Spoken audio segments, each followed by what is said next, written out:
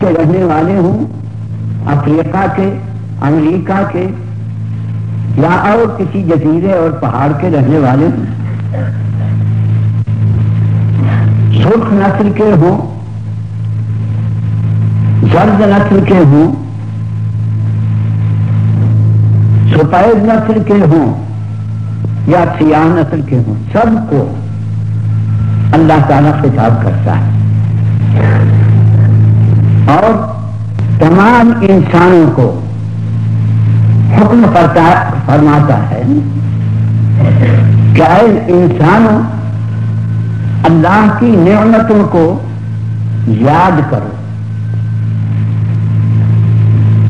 دنیا میں جتنی چیزیں بھی موجود ہیں سب کی سب اللہ تعالیٰ کی نعمتوں سے موجود ہیں، اس کی نعمتوں ہی سے زندہ ہیں، اس کی نعمتوں ہی کی وجہ سے سب کو ہستی ملی ہے۔ البتہ ہر ایک کے اندر کمی اور بیشی نعمتوں کی ہے۔ انسان بھی تمام مخلوقات میں سے ایک مخلوق ہے، مگر اس کو جس قدر انعام خدا کی طرف سے عطا کیا گیا ہے اور کسی مخلوق کو اتنا انعام نہیں دیا گیا، اسی واسطے انسان کو تمام عقلاء اور حکماء اس پر متفق ہیں کہ یہ اشرف المخلوقات ہے۔ تمام اللہ تعالیٰ کی پیدا کی ہوئی چیزوں میں سب سے زیادہ شرافت والا، بلندی والا مخلوق وہ انسان۔ قرآن بھی اسی بات کو تصریح کرتا اور حقیقت بھی یہی ہے، اگرچہ بے وقوف لوگ اور خصوصاً بہت سے انسان کے اشرف المخلوقات ہونے کے اندر تأمل کرتے ہیں۔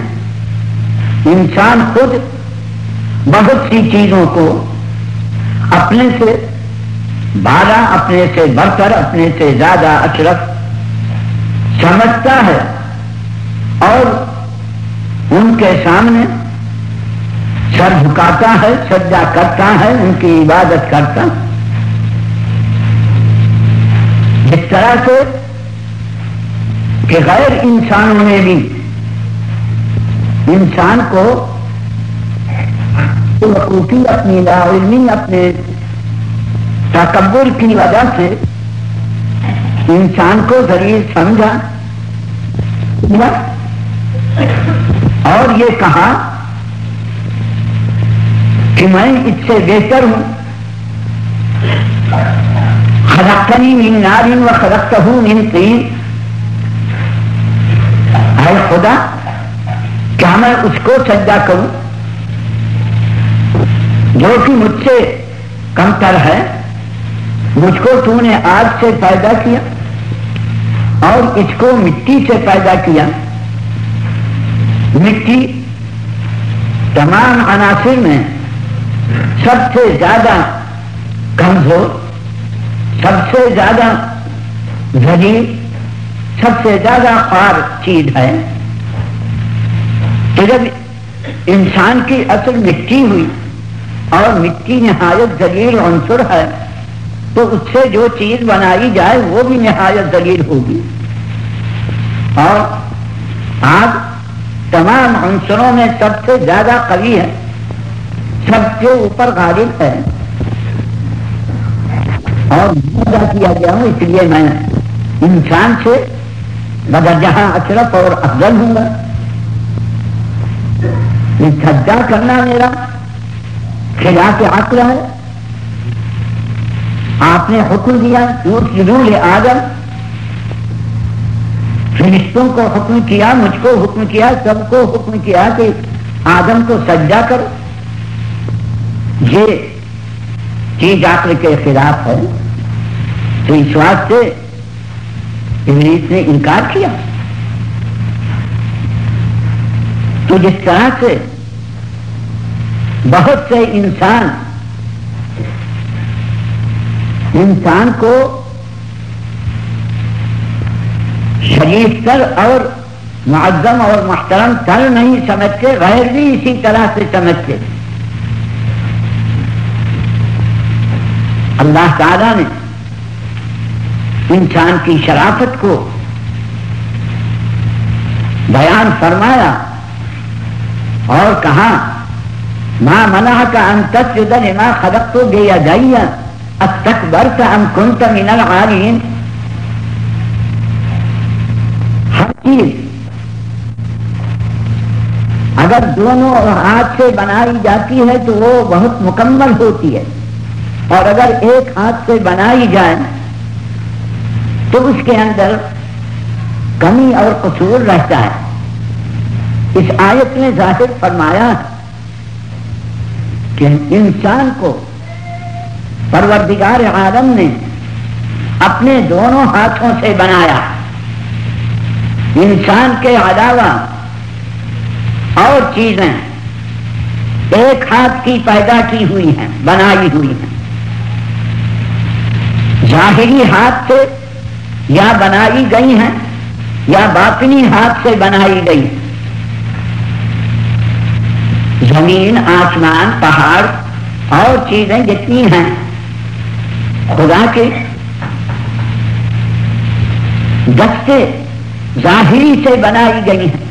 روحانیات، ملائکہ وغیرہ خدا کے باطنی ہاتھوں سے بنائی گئی ہیں، قدرت سے بنائی گئی ہیں، مگر انسان کے واسطے ارشاد ہوتا ہے لما خلقت بیدی، میرے دونوں ہاتھ۔ ظاہر ہے کہ جبکہ انسان خدا کی ظاہری قدرت اور باطنی قدرت دونوں سے بنایا گیا ہے تو وہ ایسا مکمل ہوگا کہ دوسرے اس کی تکمیل کے سامنے اپنی کوئی حیثیت نہیں رکھ سکیں گے۔ اور اسی سے اللہ تعالی نے اپنے حکم کا معقول ہونا ظاہر فرمایا، جس سے یہ بات ثابت ہوتی ہے کہ انسان نے، خالق نے اس قدر حکمتیں اور باریکیاں رکھی ہیں کہ اور کسی مخلوق میں وہ نہیں پائی جاتی۔ اسی سے یہ بات بھی ظاہر ہو جاتی ہے کہ کیوں انسان کو اللہ تعالی نے اپنی خلافت کی نعمت عطا فرمائی اور کیوں غیروں کو نہیں عطا فرمائی۔ معلوم ہوا کہ قائم مقام شہنشاہ کا، رب العالمین کا وہی شخص ہو سکتا ہے کہ جس کے اندر سب سے زیادہ تر قابلیت اور کمالات ہو۔ خدا کا خلیفہ اور قائم مقام اور جانشین فقط حضرت آدم علیہ السلام اور ان کے اولاد کو قرار دیا گیا۔ ملائکہ کو، فرشتوں کو، جنات کو، فلکیات کو، نجوم کو اور بہت سی چیزیں تھیں، ان میں سے کسی کو یہ شرف نہیں عطا فرمایا گیا کہ وہ قائم مقام اور خلیفہ رب العالمین کا ہو۔ ہر چیز کا قائم مقام وہ ہوتا ہے جو کہ اس چیز کے کمال کے اندر اگر مساوی نہ ہو تو بالکل خالی بھی نہ ہو۔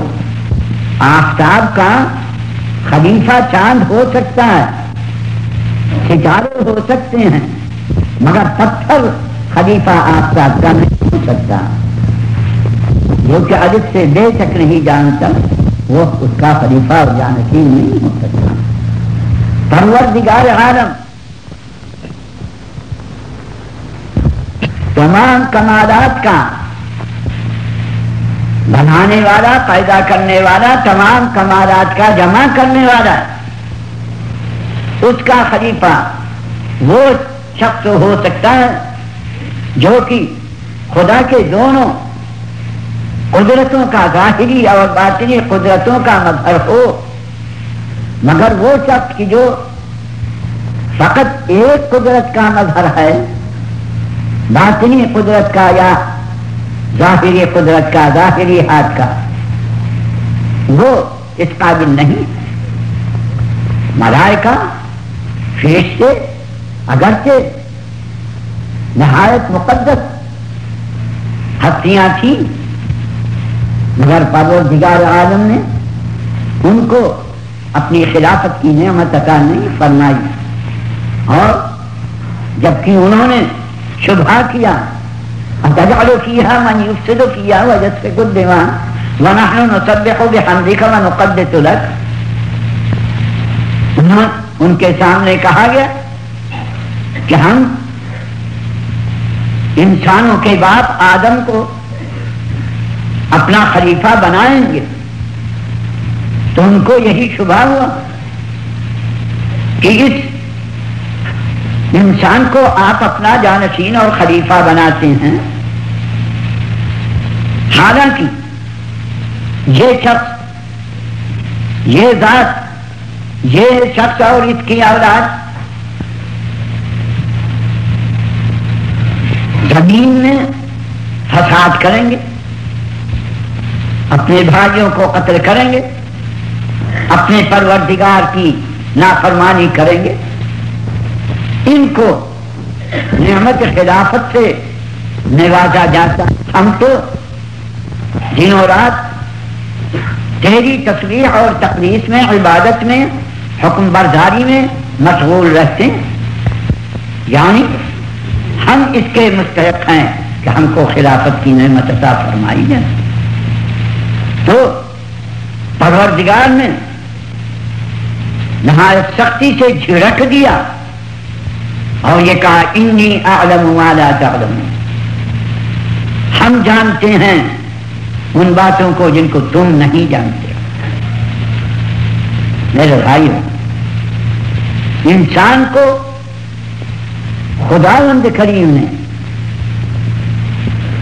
اس قدر اور ایسی اعلیٰ نعمتیں عطا فرمائی ہیں کہ اور کسی مخلوق کو عطا نہیں فرمائی.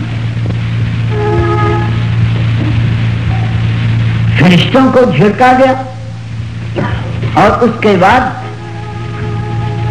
ایک کمال انسانی ظاہر کیا گیا. حضرت آدم علیہ السلام کو نعمت علم سے نوازا گیا. وعلم آدم الاسماء كلها، انسان کو، حضرت آدم کو تمام چیزوں کے نام بتلا دیے، اور پھر امتحان مقابلے میں فرشتوں سے کہا گیا کہ انبئونی باسماء ہؤلاء ان کنتم صادقین، اگر تم اپنی شرافت اور استحقاق خلافت کے دعوے میں سچے ہو تو بتلاؤ یہ دنیا کی جتنی چیزیں ہیں ان کے نام ہی بتلا دو، ان کی حقیقتیں ظاہر کرو. وہ اس سے ناواقف تھے. حضرت آدم علیہ السلام سے کہا گیا، انہوں نے تمام سب کو ظاہر کیا. قال یا آدم انبئهم باسمائهم فلما انبأهم قال الم اقل لكم انی اعلم غیب السماوات والارض واعلم ما تبدون وما كنتم تكتمون. یہ کمال حضرت آدم کو دیا گیا تھا، فرشتوں کو نہیں تھا. فرشتوں کو مجبوراً کہنا پڑا سبحانک لا علم لنا الا ما علمتنا. مبدأ خیات سے فیض حسب قابلیت ہوتا ہے. فرشتوں میں وہ قابلیت نہیں رکھی گئی تھی جو کہ حضرت آدم میں رکھی گئی، اور اس کا ظہور اس سے ہوتا کہ خداوند کریم نے حضرت آدم کو علم عطا کیا. اگر قابلیت نہ ہوتی تو نہ عطا کیا جاتا. مبدأ فیاض سے فیض حسب قابلیت ہوتا ہے. اگر قابلیت نہیں ہے، ناقابل کو کوئی اعلیٰ درجے کی چیز دینا ایسا ہے جیسے ایک پتھر کو، ایک جانور کو ہیرے کا ہار، جواہرات کا ہار دیا جائے، وہ قابل اس ہار کے نہیں. حضرت آدم علیہ السلام کو فطرت میں ایسی قابلیتیں عطا کی گئی تھیں، خالق نے ایسی قابلیتیں ان کے اندر رکھ دی تھیں، اپنے دونوں ہاتھوں سے بنا کر کے ایسی چیزیں رکھ دی تھی جس کی وجہ سے تمام علوم کو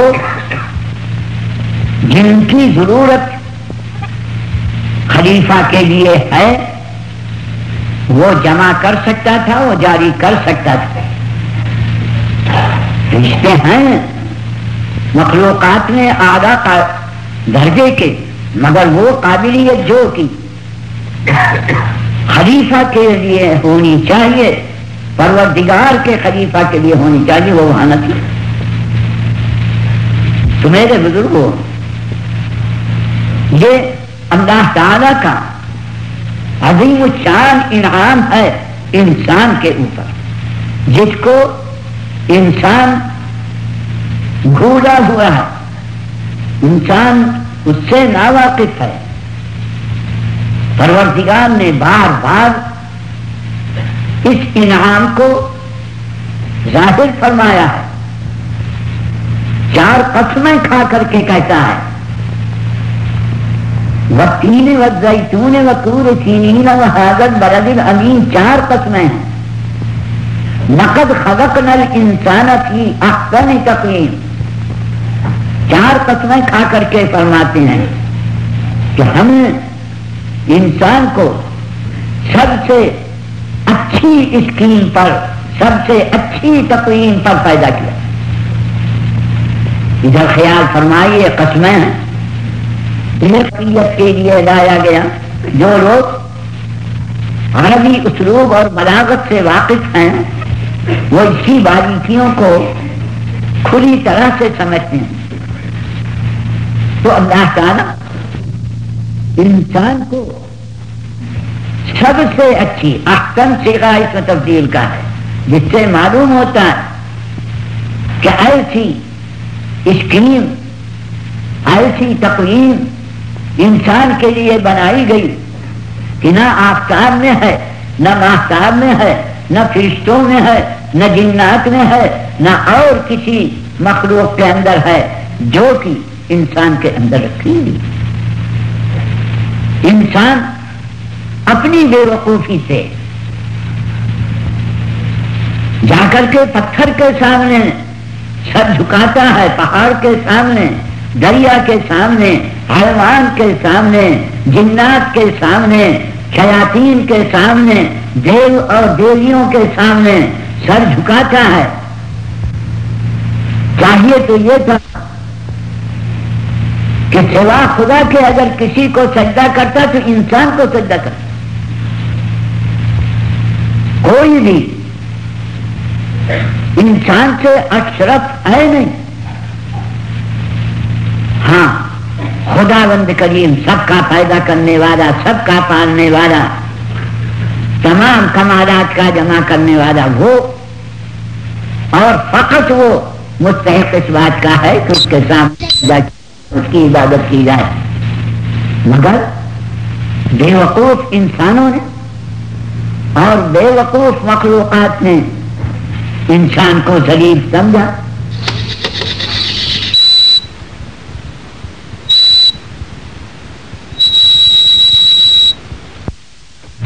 پرستش کرنے لگے. تو میرے بھائیو، میں اس مسئلے میں زیادہ وقت لینا نہیں چاہتا، فقط اس بات پر آپ کو متنبہ کرنا چاہتا ہوں کہ اللہ تعالیٰ نے ہم کو اور آپ کو انسان بنا کر کے، وہ چاہتا تو ہم کو انسان نہ بناتا، کوئی اور مخلوق بناتا یا پیدا ہی نہ کرتا، مگر ہم کو اور آپ کو سب کو انسان بنایا. سب سے زیادہ انعام ہم کو عطا فرمایا ہے. ہم کو جس قدر انعام عطا فرمایا اور کسی مخلوق کو نہیں عطا فرمایا. الم تروا ان اللہ سخر لکم ما فی السماوات وما فی الارض واسبغ علیکم نعمہ ظاہرۃ وباطنہ. خداوند کریم سمجھاتا، اے انسان تم غور نہیں کرتے کہ اللہ تعالیٰ نے جو کچھ آسمانوں میں ہے اور جو کچھ زمینوں میں ہے سب کو تمہارا مسخر بنا دیا ہے، بیگار بنا دیا ہے، خدمتگار بنا دیا ہے. بیگار ایسا خادم ہے جو کہ ہر قسم کی خدمتیں بجا لاتا ہے اور کسی قسم کے معاوضے کا، بدل کا، تنخواہ کا، مزدوری کا مستحق نہیں ہوتا. خدا نے جو کچھ آسمانوں میں ہے سب کو تمہارا بیگار بنایا، جو کچھ زمین میں ہے سب کو تمہارا بیگار بنایا. اور وَأَسْبَغَ عَلَيْكُمْ نِعَمَهُ ظَاهِرَةً وَبَاطِنًا، اپنی ظاہری اور باطنی، کھلی ہوئی اور چھپی ہوئی نعمتوں سے تم کو اللہ نے ڈھک لیا ہے. ڈھکنے والی چیز ہر طرف سے گھیرنے والی ہوتی ہے. خدا کی نعمتوں سے انسان اس طرح سے مالا مال ہے، کوئی مخلوق اس طرح سے مالا مال نہیں.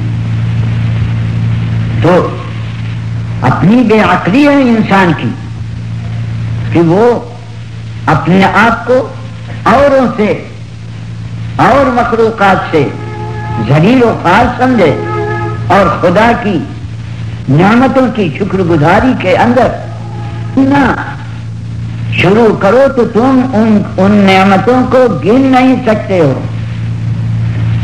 اتنی نعمتیں اس جاتی کے لیے، اس نوع کے لیے جس کو انسان کہا جاتا ہے، خداوند کریم نے ابتدا سے مہیا کی ہیں کہ ان کو کوئی گن نہیں سکتا ہے.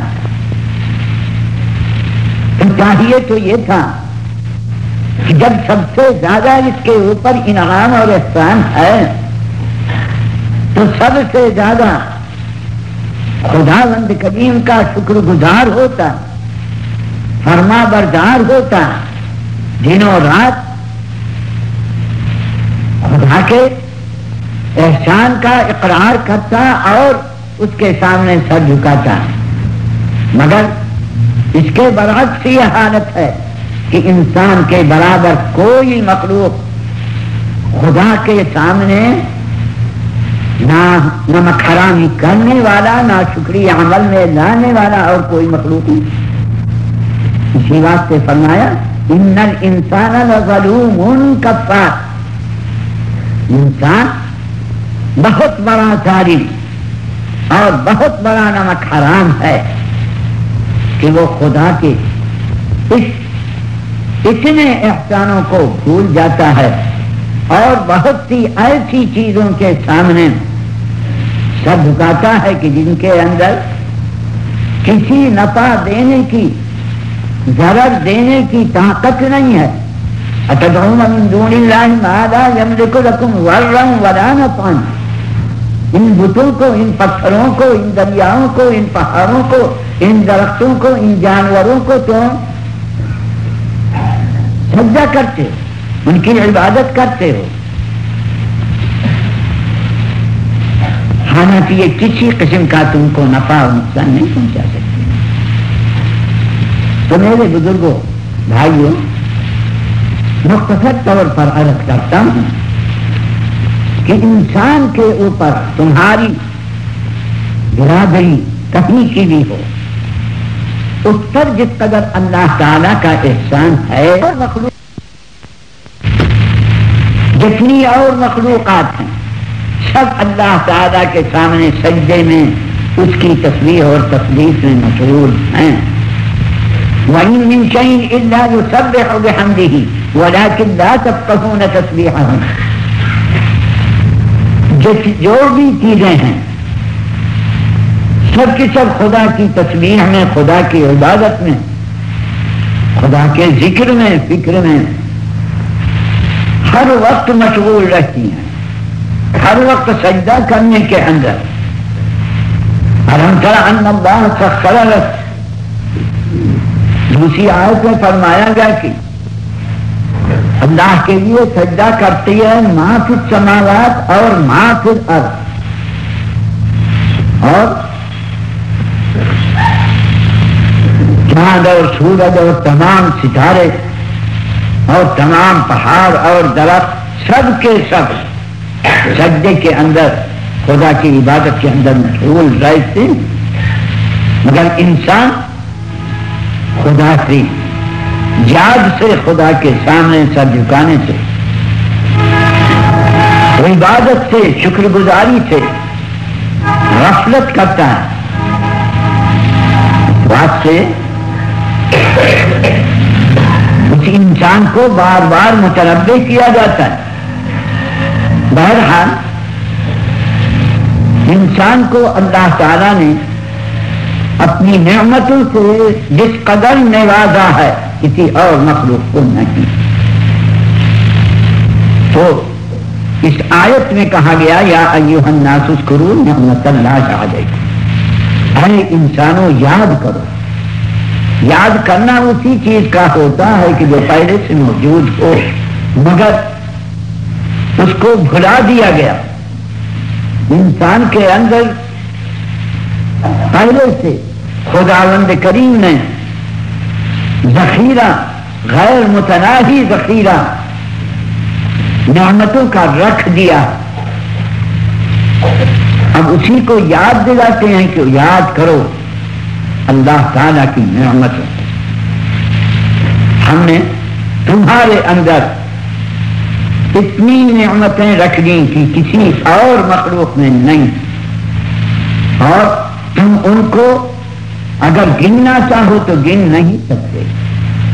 ابن رشد فلسفی ہے، کہتا ہے کہ ہم نے انسان کے اندر جس قدر حکمتیں فلسفہ دریافت کیا ہے 4000 سے زیادہ معلوم ہوا ہے، اور ہم کو معلوم نہیں کہ آئندہ کس قدر ہم معلوم کر سکیں گے. ہر ایک انسان کے اندر امام غزالی رحمۃ اللہ علیہ فرماتے ہیں کہ ہر انسان کے اندر قدرت نے 248 ہڈیاں ہر ایک انسان کے اندر پیدا کی. فقط سر کے اندر 55 ہڈیاں، تمام بدن کے اندر 529 عضلے ہیں. فقط آنکھ کے اندر 26 عضلے ہیں. اسی طرح سے انہوں نے رگوں کو، پٹھوں کو، ہر جوڑ بند کو تفصیل کے ساتھ بیان کیا. میرے بزرگوں، جس طرح سے آپ دیکھتے ہیں کہ ایک انجن میں کس قدر چھوٹے اور بڑے پرزے کریں،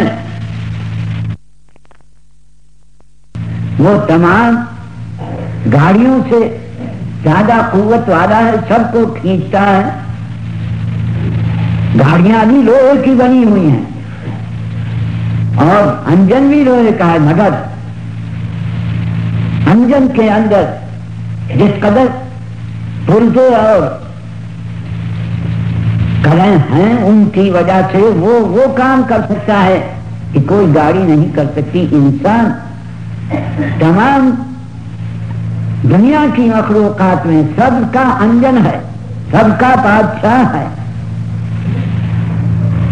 تمام عالم کا خلاصہ انسان کو اہل تحقیق فرماتے ہیں. ہر انسان کو کہا جاتا ہے کہ عالم اصغر ہے. جتنی چیزیں تمام عالم میں موجود ہیں ہر انسان کے بدن کے اندر اللہ تعالیٰ نے ان سب کا خلاصہ رکھ دیا ہے. ہر انسان عالم اصغر ہے.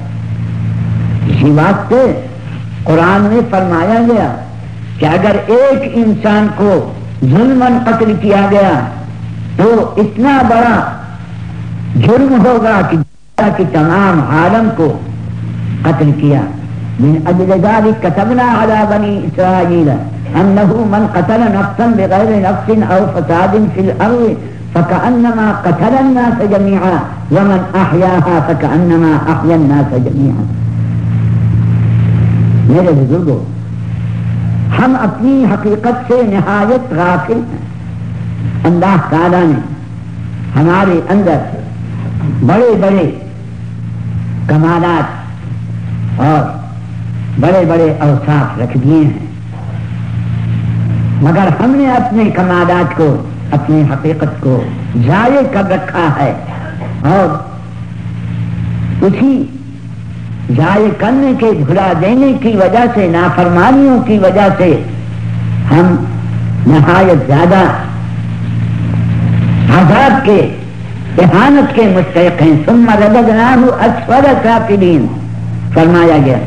اگر وزیر اعظم بغاوت کرتا ہے تو شہنشاہ اس کو سب سے زیادہ سزا دیتا ہے.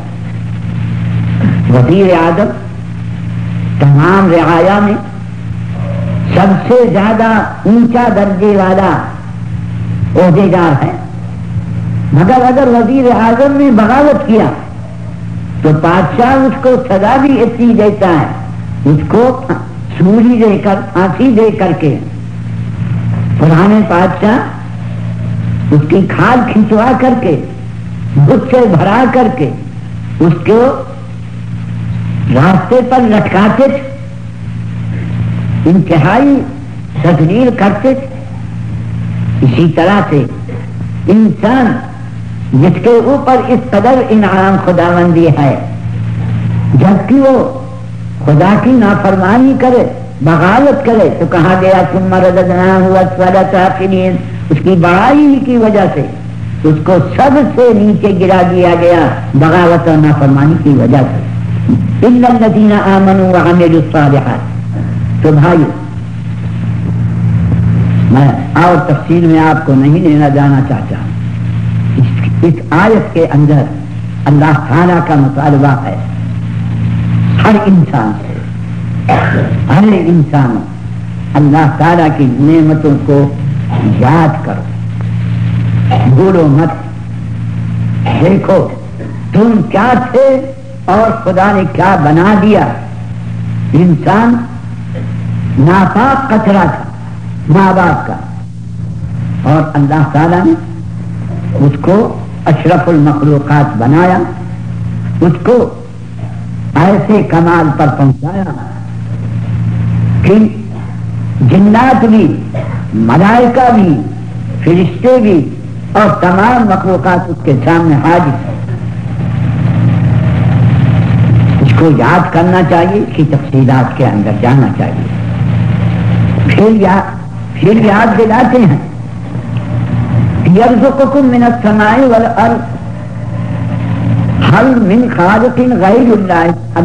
پانی سے زمین میں نشنوا کی طاقت پیدا کرنے والا، زمین کو زندہ کرنے والا، کھیتیوں کو، درختوں کو بڑھانے والا، ان میں پھل لگانے والا، پھول لگانے والا، دانے پیدا کرنے والا کون ہے؟ زمینوں سے اور آسمانوں سے تم کو ہر قسم کا رزق دینے والا سوائے اللہ تعالیٰ کے اور کوئی نہیں. جب مصیبت آتی ہے تو اس وقت میں دہریہ بھی کافر بھی خدا کی طرف مجبور ہوتا. اس کو یاد دلاتے ہیں حل من خالق غیر اللہ یرزقکم من السماء والارض، آسمانوں سے اور زمینوں سے تم کو رزق دینے والا کون؟ اللہ کے سوا کوئی اور ہے. تو ہر ایک انسان کو متنبہ کیا گیا. لا الہ الا ہو فرماتے ہیں سوائے خدا کی کوئی بھی نہ معبود ہونے کا مستحق ہے، نہ معبود، نہ اس کی تابعداری کرنے کا کوئی مستحق نہیں ہے. تم کس طرف چلے جاتے، کس غفلت کے اندر اپنے وقت کو ضائع کرتے ہو، اللہ تعالیٰ اس پر تنبیہ کرتا ہے. تو میرے بھائیوں، ہم کو اور آپ کو غافل نہ ہونا چاہیے. خدا کی نعمتوں کو ہر ایک انسان کو غور کرنا چاہیے اور دیکھنا چاہیے کہ آیا یہ نعمتیں خود بخود بغیر کسی مالک کے، کسی خالق کے، کسی اعلیٰ درجے کے حکمت والے کے یہ چیزیں پہنچ سکتی ہیں اور ہماری زندگی اور تمام عالم کی زندگی کا ذریعہ ہو سکتی ہیں یا نہیں. اور اس کے بعد غور کرنے کے بعد جو ہستی ایسی ہے کہ سب کو پالنے والی، پیدا کرنے والی، سمجھنے والی، ہر قسم کا اختیار رکھنے والی، تو اسی کا اتباع کرنا چاہیے، اس کے حکم پر چلنا چاہیے. اس چیز کی طرف اللہ تعالیٰ نے سب کو متوجہ کیا اور حکم کیا گیا کہ اس کی عبادت اور اس کے ذکر اور یاد میں وقت صرف کرنا چاہیے اور کفران نعمت سے بچنا چاہیے. کفران نعمت کرنے والا، اپنے احسان کرنے والے کا نہ ماننے والا ہر انسان، ہر جماعت، ہر ملک ایسے شخص کو نہایت ذلت کی نظر سے دیکھ رہے ہیں. تو اگر ہم غور کریں، سمجھیں، اپنی ہر حالت کو دیکھیں، اپنے اٹھنے بیٹھنے کھانے پینے اور تمام زندگی کے اندر غور کریں تو یقیناً ہم اس پروردگار عالم خدا مند کریم کا شکریہ ادا کرنے کے واسطے اپنے اندر سے جذبہ پائیں گے. اگر اس جذبے پر عمل کیا تو امید ہے کہ رشتہ ہو، نجات ہو، ورنہ ہم یقیناً نہایت زیادہ ملامت کے مستحق ہیں. خداوند کریم بار بار اس پر متنبہ کرتا ہے. میرے بھائیو، خدا کی یاد میں اور خدا کے ذکر میں، خدا کی عبادت میں اپنے اوقات کو خرچ کرو، غفلت کو چھوڑو، نافرمانی کو چھوڑو، اللہ اور رسول کی تابعداری کرو. اسی کے اندر نجات کی صورت ہے، ورنہ انتہائی مشکلات کا سامنا ہے. اسی چیز کو اللہ تعالیٰ اس آیت میں فرماتا ہے. اس پر عمل کرنے اے ہم سبوں کو پالنے والے خدا، اپنے فضل اور کرم سے ہم تمام حاضرین کو دین اور دنیا کی مصیبتوں سے بچا دے. اے پروردگار، ہم تمام حاضرین کے مقصودوں کو، مرادوں کو پوری کر دے. اے پروردگار، اپنے فضل اور کرم سے ہمارے بیماروں کو شفا دے دے، ہمارے ناکاروں کو اپنے فضل اور کرم سے نواز دے، ہمارے قرض داروں کے قرضوں کو ادا کر دے. اے پروردگار، اپنے فضل اور کرم سے ہم تمام حاضرین کو جناب رسول اللہ صلی اللہ علیہ وسلم کا سچا تابعدار بنا دے. اے پروردگار، اپنے فضل اور کرم سے ہم تمام حاضرین کا خاتمہ ایمان پر کر دے۔ اے پروردگار اپنے فضل اور کرم سے ہم تمام حاضرین کو حضرت محمد صلی اللہ علیہ وسلم کی شفاعت سے مالا مال کر دے۔ اے پروردگار اپنے فضل اور کرم سے ہم تمام حاضرین کو آخرت میں اپنی جنت میں جگہ دے دے۔ وآخر دعوانا الحمد للہ رب العالمین وصلی اللہ علی سیدنا مولانا محمد۔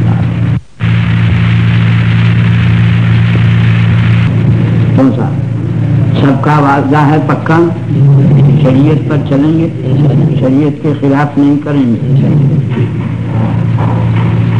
داڑھی کا مڈانا یا خصخصی کرانا، ایک مٹھی سے کم کو کتروانا شریعت میں جائز نہیں ہے۔ اگر پکا ارادہ ہے کہ شریعت کے موافق داڑھی رکھیں گے تو بیعت کیجیے، اور اگر پکا ارادہ نہیں ہے شریعت کے موافق داڑھی رکھنے کا تو چلے جائیے۔ کون سا سب وعدہ کرتے ہیں شریعت کے موافق داڑھی رکھیں گے اور جو حکم ہے شریعت کا اس پر چلیں گے، تو جس طرح نماز میں بیٹھتے ہیں روزانہ اس طرح بیٹھ جائیے اور کمرے کو دونوں ہاتھ سے پکڑ لیجیے۔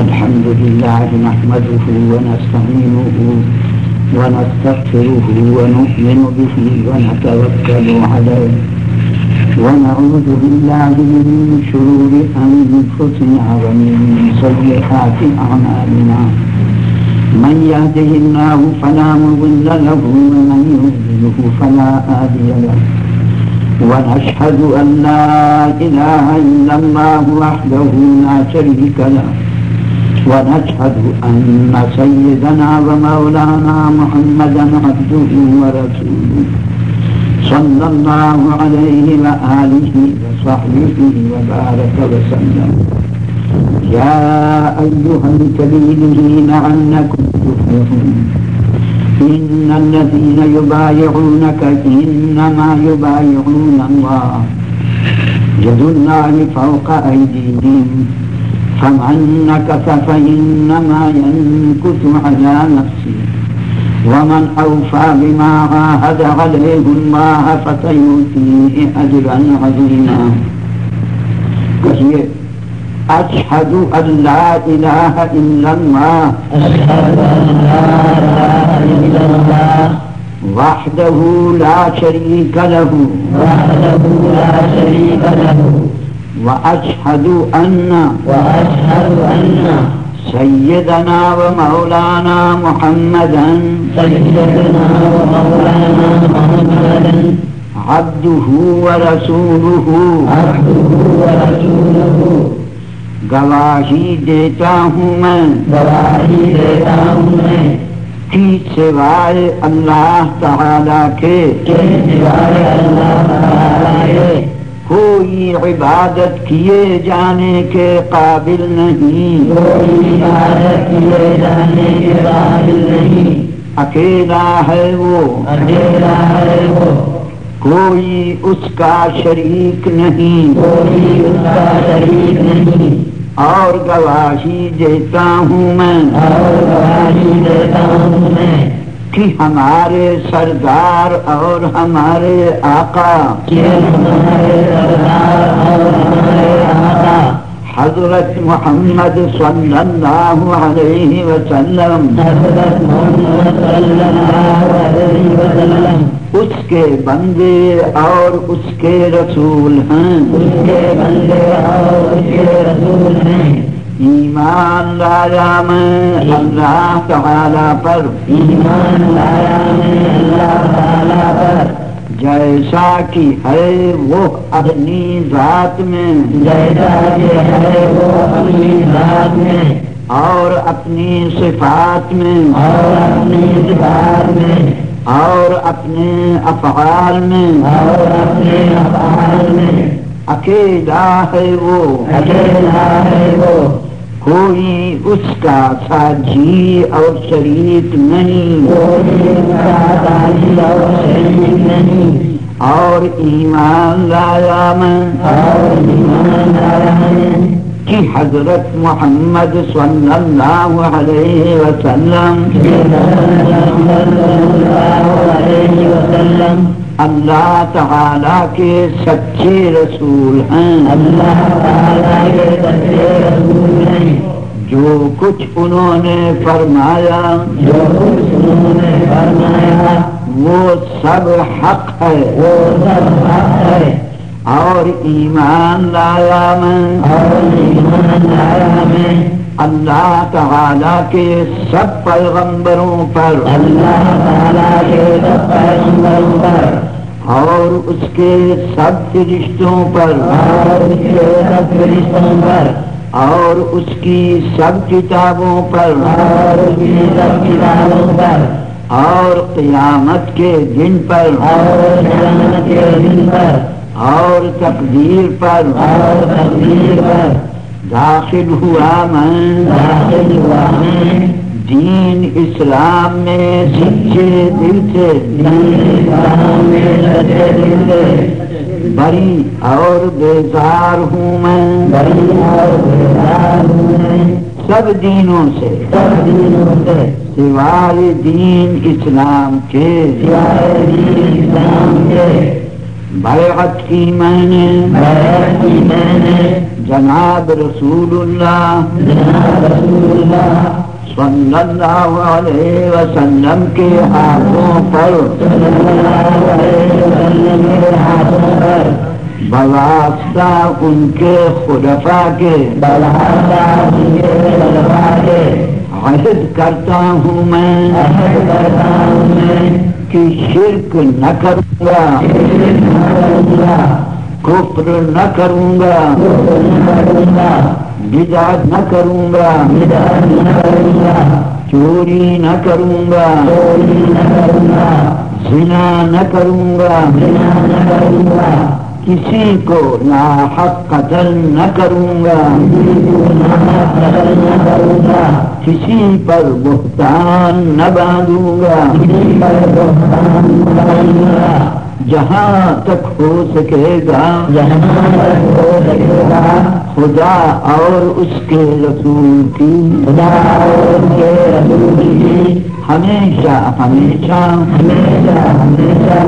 اطاعت جاری کرتا رہوں گا، بہت جلد توبہ کروں گا، توبہ کرتا ہوں میں اپنے سب گناہوں سے، اگلے ہوں یا پچھلے، چھوٹے ہوں یا بڑے، ظاہر ہوں یا پوشیدہ، جن کو میں جانتا ہوں اور جن کو نہیں جانتا، اے اللہ تو سب کچھ جانتا ہے، تجھ سے کچھ نہیں، تو گناہوں کا بہت معاف کرنے والا اور رحیم ہے، کرنے والا اور کریم ہے،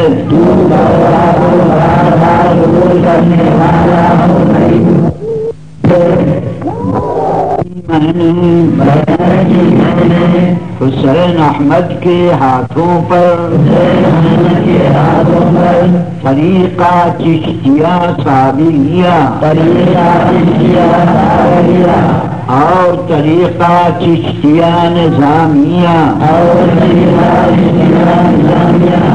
اور طریقہ نقش بندیہ اور طریقہ قادریہ اور طریقہ سہر وردیہ میں، اے اللہ میری بیعت قبول فرما اور مجھ کو ان سلسلوں کے بزرگوں کے طفیل میں اپنی سچی محبت اور کامل ایمان عطا فرما میرا خاتمہ ایمان پر ہو اور آخرت میں جناب رسول اللہ صلی اللہ علیہ وسلم کا ساتھ اور آپ کی شفاعت اور جنت نصیب ہو دعا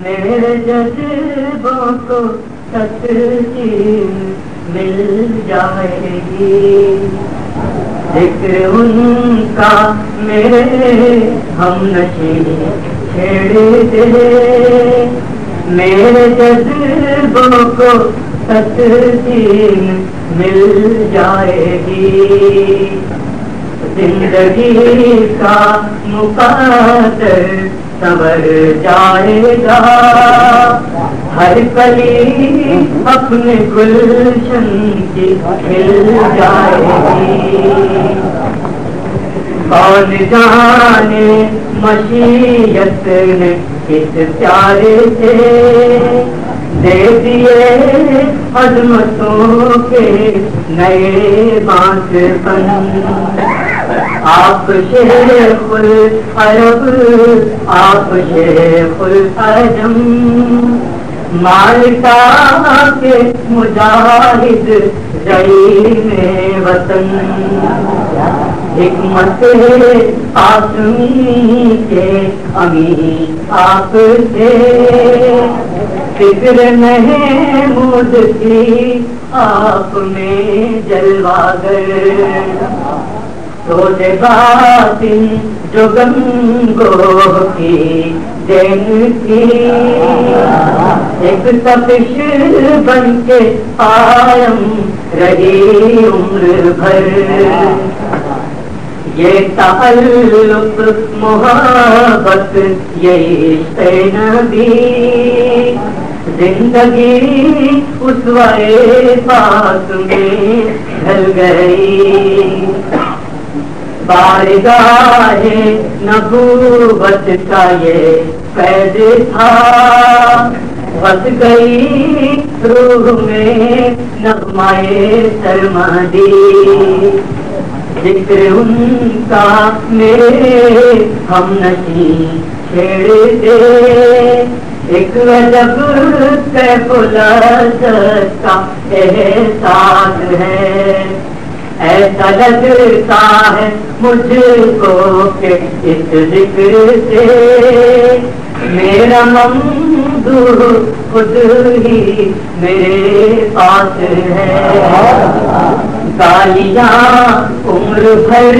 جن سے کھاتے رہے آپ انہیں کے لیے غم اٹھاتے رہے گالیاں عمر بھر جن سے کھاتے رہے آپ انہیں کے لیے غم اٹھاتے رہے بد نصیبی نہیں ہے تو پھر کیا ہے یہ ایسے محسن کو بھی ہم ستاتے رہے اپنے اللہ سے بس یہی ہے دعا مجھ کو توفیق دے حوصلہ کر عطا میں بھی ان کے غلاموں میں شامل رہوں زندگی کی تمنا یہی ہے خدا ذکر ان کا میرے ہم نشین چھیڑ دے میرے جذبوں کو تسکین مل جائے گی.